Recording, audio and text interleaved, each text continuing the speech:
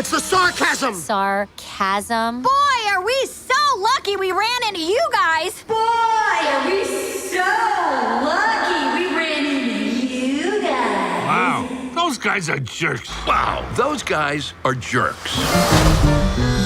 Inside Out 2 is the sequel to the 2015 film, and it follows Riley now with 4 new emotions as she struggles to figure out what to do with herself now that she has all these emotions and all that. This is going to be the spoiler review. If you want to hear my base thoughts, check out my non-spoiler review I posted right before this, because I'm going to be going into more spoiler territory here compared to like the base thoughts. So this movie was very, very touching. When it came to this movie, I was expecting a good movie, but I didn't have my expectations super high. Mostly because the first film is one of my favorite Pixar movies ever made.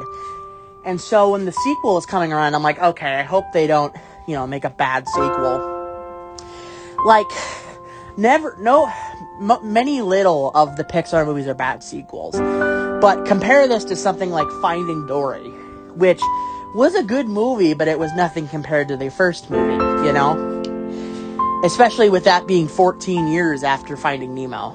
So, I came out of the theater super surprised with what I just saw, and I almost cried. As you guys know from previous reviews, I talked about how it's difficult for me to cry. So the fact that this film almost made me do it is shocking.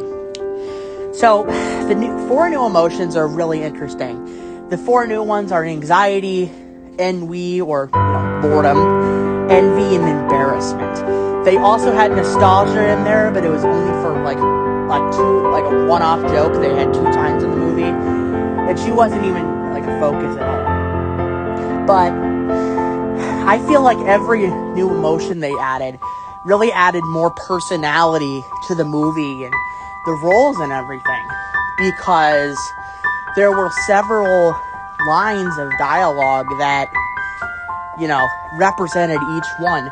Anxiety is trying to be the best and help Riley succeed even if it ends up hurting her. Envy, or the boredom, is kind of just sitting there not really doing much because, that's what boredom feels like. Envy is super self-conscious, and that's something that everyone experiences.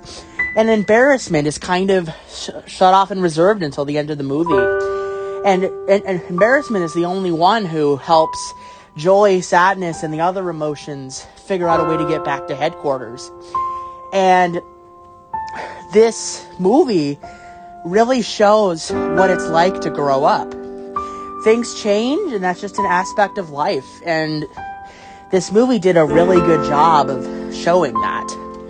See, when it came time for all the different things that happened in this movie, shows real life situations.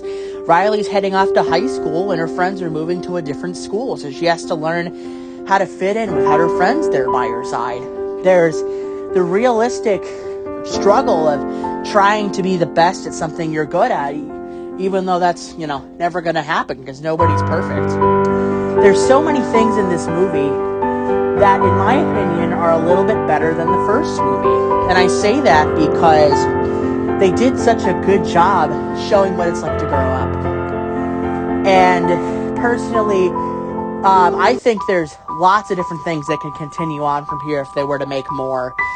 But I did think they did a good job with the sequel, and I'm going to stand by that. So I will say Inside Out 2 is better than the first movie, and it's a 10 out of 10. Thank you guys so much for watching, everybody. Make sure you leave a like, comment, and hit that bell. Thank you guys so much again. Stay tuned for our next reviews, everybody. See ya. Bye!